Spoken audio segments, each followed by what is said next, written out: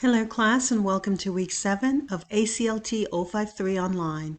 For this week in ACLT 053 Online, you will be reflecting on the essay that you had to do in English 101, your health essay. So let's get to it.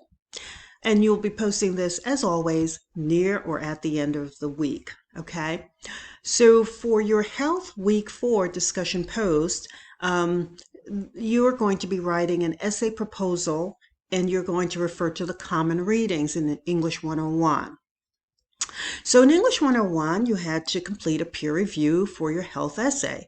Now I want you to write a 1 to 2 paragraph proposal of your essay's purpose and analysis of common readings. What is your topic?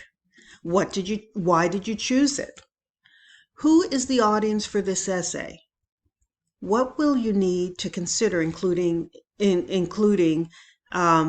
in your essay for the audience? Which sources from the common readings will you need to support your topic?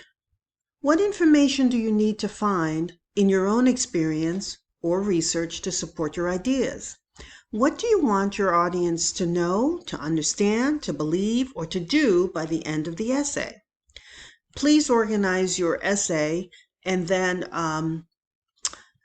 make sure to include 2 examples from the sources.